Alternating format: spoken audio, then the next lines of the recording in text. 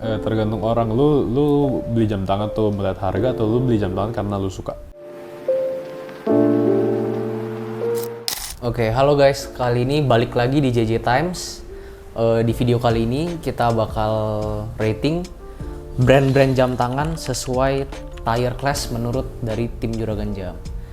Nah, jadi di sini kita bakal rating sesuai dengan beberapa tier. Jadi mulai dari God tier, itu yang paling tinggi. Lalu ada class, lalu ada Woodbuy, Meh, and Shit. Nah, jadi ayo kita mulai.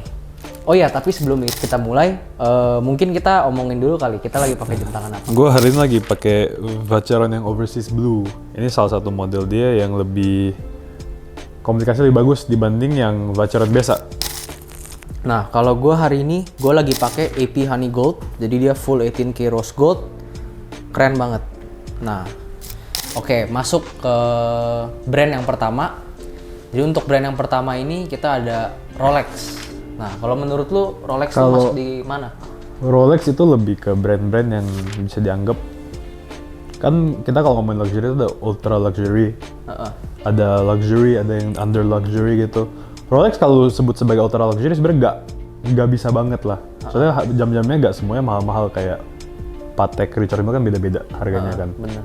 Tapi kalau menurut gua Rolex ada dua possibility sih menurut gua. Jadi kalau di dalam dunia itu Rolex itu antara masuk God tier untuk orang-orang yang emang dagang atau dia masuk class buat orang-orang pemakai.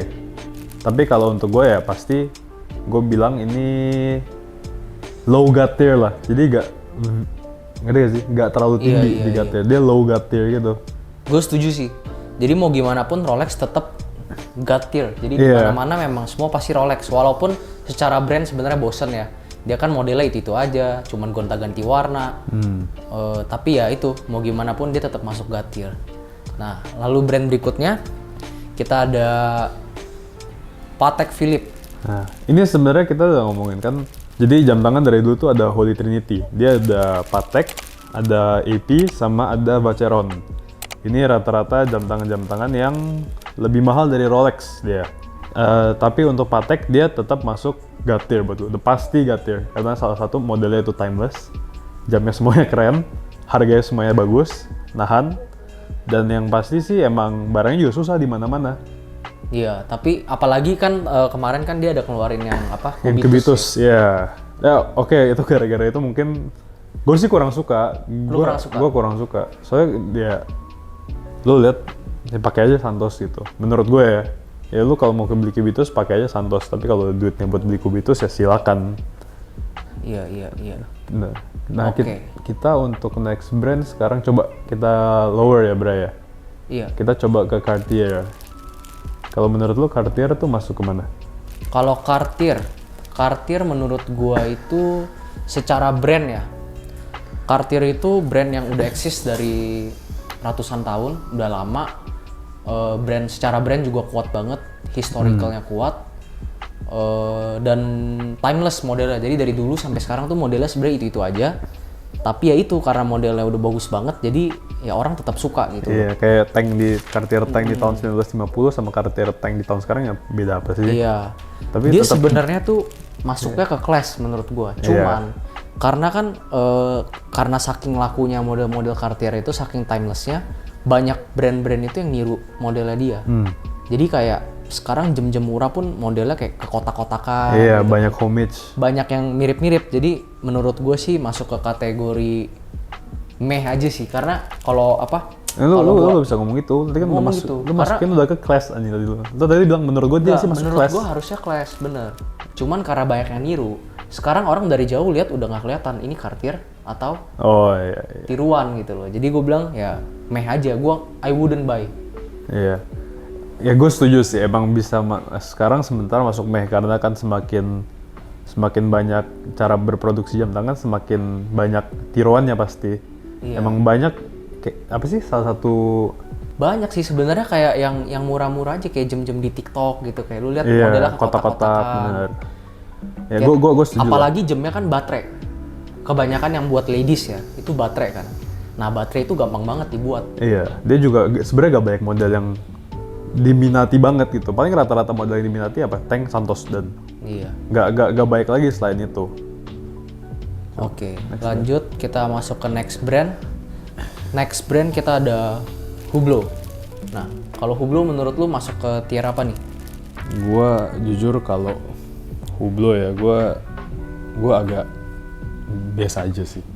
Sih. Gua gak gimana banget. Oke, beberapa jam tangannya bagus, modelnya komplikasinya bagus, tapi untuk mendapatkan Hublot dengan spek begitu, harga itu juga gue better buy something else.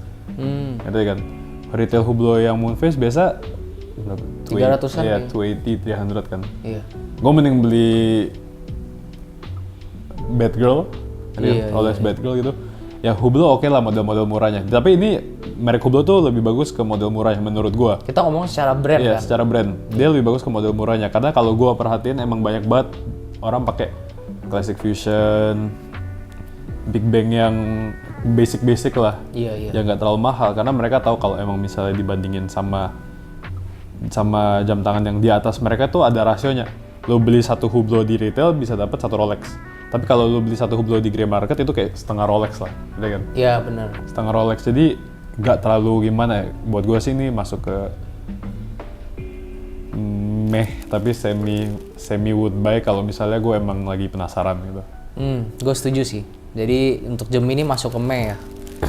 Nah, lalu untuk brand berikutnya kita ada FP Journe. Nah, ini brand jam tangan yang belakangan lagi goreng-goreng banget lagi naik. Jadi di mana-mana harganya dinaikin. Terus bilangnya kan ini jam tangan bukan diproduksi secara mass, very limited quantity. Nah, kalau menurut lu gimana?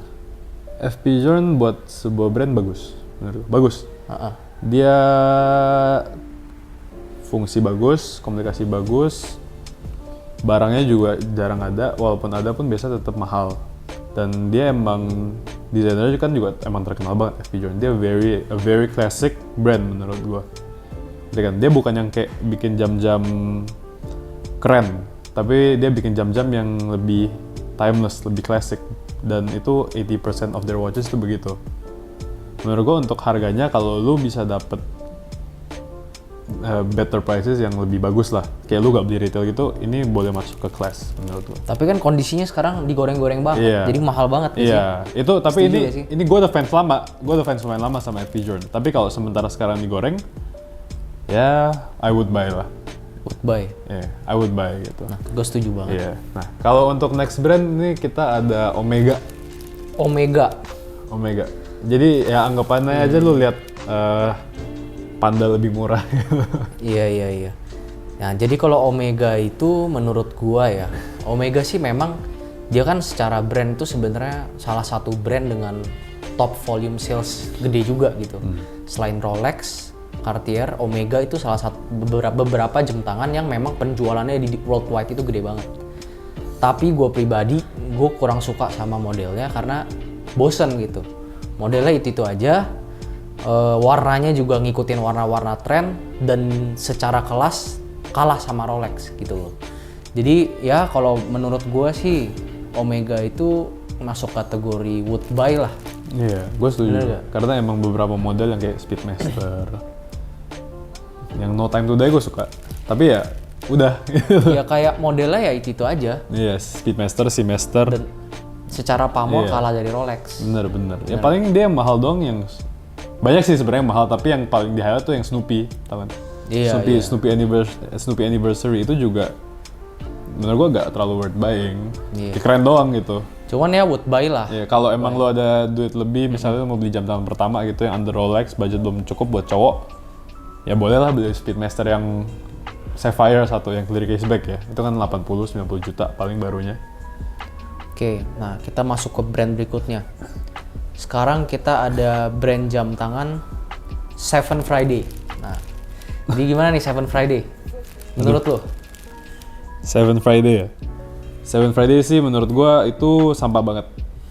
Oh ya? Kayak lu gak perlu tanya. Itu jam-jam gitu lu beli 7 juta. Ya enggak, kita ngomong tuh beda standar ya. Iya. Kan? Gua personally menurut gua beli jam tangan harga 7 juta itu lebih buat iseng kalau lu pada emang suka modelnya. Kalau misalnya lu mau coba pengen jam tangan daily gitu 7 juta ya udah, ada kan. Tapi tetap gue bilang itu buang duit, udah pasti. Karena lu ntar mau jual lagi, gue juga gak mungkin mau beli. Kita juga, emang lu di tahun Seven Friday pernah lu balas chatnya? Jadi ya ini, kenapa tim gue masukin Seven Friday ke dalam sini? Iya. Itu karena gue ngerasa, banyak banget nih yang WhatsApp kita tawarin, Seven Friday. Iya. Sorry, bukan kita gak mau balas chatnya, tapi emang kita gak bisa jualnya juga. Bukan ke kita gitu jualnya. Jadi itu jam tangan yang memang ya bukan tipenya kita lah, karena kan kita bermain di segmen luxury watch ya.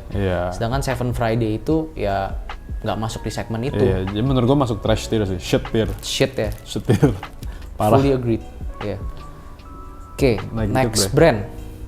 next brand kita ada Tudor. Nah, Tudor menurut lu gimana, Bro? Tudor modelnya oke. Gue suka beberapa model, yang Black Bay, Pelagos gitu. Terus apa sih? Gue lupa nama modelnya yang banyak, baru, yang Black Jubilee, Bay, yang Jubilee itu. Aduh, gue lupa juga lagi. Yang ada sekali dia keluarin warna Tiffany blue sama pink itu kan. Itu lumayan lucu modelnya. Tapi balik lagi ya tergantung orang. Lu beli jam tangan tuh melihat harga atau lu beli jam tangan karena lu suka. Kalau lu beli jam tangan lu lihat harga, ya mending gak usah beli Tudor. Tapi kalau lu beli gara-gara lu suka, Tudor bagus. Modelnya lucu-lucu, bagus, enak dipakai lebih tepatnya. Enak dipakai dan emang dia juga tahan lama dia sebagai jam tangan. Tahan banting lah anggapannya. Dia gak se-fragile jam tangan lainnya. Kalau untuk gue ini masuk ke, gue would buy because it's kinda cheap. Nah, kalau gue beda nih sama lu nih. Tapi ntar kita harus agree ya, yang mana yang kita pilih ya. Kalau menurut gue Tudor itu shit. Kenapa shit? Mungkin ini agak kontroversial ya. Cuman menurut gue Tudor itu cuman brand jam tangan yang diciptain sama Rolex untuk akomodir orang-orang yang nggak mampu beli Rolex. Itu menurut gue. Itu menurut gue. Nah, kalau ya oke lah. Itu gue ngerti poinnya. Tapi kalau buat gue itu kayak, ya udah gue beli Black Bay second gitu 2022, 2023 30 juta ya udah gue pakai, ngerti kan? Kalau gue dapat lebih murah 20 juta juga gue pakai gitu. Kayak ya I don't mind gitu having a Tudor yang murah gitu. Tapi kalau menurut lu shit, gue setuju sama opini lu yang emang ini cuman buat orang yang gak bisa beli Rolex. Benar emang ya oke lah kalau gitu masuk ke shit, karena emang sebenarnya gue juga gak bakal mau beli Tudor kecuali emang murah banget. Oh iya, tuh benar tuh. Iya. Kalau lu beli Tudor seharga Rolex juga goblok gitu. Buat apa? Oke. Lanjut ke brand berikutnya. Nih kita ada Frank Muller. Menurut lu gimana, Bro? Frank Muller itu jam tangan yang lu beli retail udah pasti kepotong setengah harga. Lebih dari setengah harga. Lo mau tawarin gue jamnya speknya sebagus apapun, mau retail 700 juta, gue mending gak usah beli. Menurut gue ya. Karena satu, marketnya lebih niche dibanding jam tangan lainnya. Dia bentuknya kan unik-unik tuh. Bentuknya unik-unik, bahan-bahannya aneh, bling-blingnya banyak. Ngerti kan? Warnanya juga beda-beda, tapi ya tetap gak banyak. Itu cuma bener-bener buat, ya very niche market kayak gue bilang. Gue sih kurang suka jam tangannya. Gue gak pernah kepikiran beli satu. Kita jual jam tangan ini, kita 5 tahun dagang baru 2 kali. Itu pun kebetulan Frank Muller yang murah-murah gitu, yang 20-30 juta gitu kan. Ya menurut gue sih, tapi kalau untuk pemakai, gue sebagai yang pedagang dan juga pemakai jam tangan, menurut gue shit, gue gak suka. Frank Muller tuh soalnya mungkin lebih ke jewelry. Iya, gitu. Dia lebih ke jewelry. Iya. Dia lu gak, oke, it's luxury, tapi it's like shit. Iya, shit luxury. Shit luxury. Gak bagus punya luxury. Iya. Oke, sekarang kita masuk ke brand berikutnya. Ada Swatch. Swatch menurut lu gimana? Swatch gue actually would buy. Bukan karena kayak harganya murah atau apa gitu segala, menurut gue lucu aja. Iya sih, lu bayangin lu punya Swatch satu. Dulu gue pas SMA ada tau sih Swatch yang bisa yang diputer-puter kan. Iya. Itu kan lumayan lucu gitu kan. Ya maksudnya buat jam lucu-lucu oke lah Swatch gitu, dibanding lu beli merek-merek jelas lainnya. Swatch kan itu known worldwide di mana-mana gitu. Dia ada collab juga sama yang Omega yang Omega Moon Swatch. Iya, itu bagus, collabnya bagus. Gue ada satu, gue simpen karena emang menurut gue lucu. Gue sih would buy kalau Swatch ya. Gue agree sih. Jadi kalau menurut gue Swatch, makanya gini. Mungkin lu pada pikir kan kita, aduh kalau jamnya murah ratingnya shit gitu kan. Enggak juga sebenarnya. Kenapa menurut kita Swatch itu worth buy? Karena Swatch itu walaupun harganya murah, tapi dia itu termasuk Swiss brand dan emang punya history heritage yang panjang. Dan juga dia secara jam tangan di dunia horologi itu memang rajanya. Kalau kalian tahu itu Swatch Group. Swatch Group itu sebenarnya brand Swatch ini yang punya brand-brand gede lainnya. Jadi kayak contoh kayak Breguet, Omega. Makanya Omega bisa collab sama Swatch. Itu yang punya Swatch Group gitu loh. Lu pada jangan pikir orang yang owner Omega gitu kaya loh. Yang punya Swatch lebih kaya pasti kan. Dia kan dagang jam, grupnya bisa beli brand Omega. Dagang jam-jam murah sih biasa bisa lebih ini kan dibanding dagang jam-jam mahal. Tahu sendiri gimana. Coba. Untuk next one coba deh kita bahas ini ya. Temennya Swatch. Nggak teman sih tapi mirip lah. Apa tuh? Tissot. Tissot. Iya. Tissot kalau menurut gue masuk ke kategori meh. Kenapa? Karena Tissot itu secara brand sebenarnya bagus. Dia Swiss brand, worldwide juga, dan secara harga sebenarnya cukup tinggi ya. Dia lumayan di mid ke high lah. Kalau yang low end-nya banget itu ada juga cuman baterai gitu kan. Ya sebenarnya kalau untuk Tissot sih jujur modelnya yang gue tahu tuh gak banyak. Karena emang gue males research brandnya. Tapi gue tahu tuh salah satu model paling disayang orang itu yang PRX. Dia PRX keluar beberapa model, beberapa dial unik, dan emang gue gak pernah denger orang bahas Tissot selain PRX, gitu kan? Orang, ini lo PRX. Emang lo pernah denger orang bahas, gue ada Tissot apa nih gitu? Iya. Gue gak pernah tahu.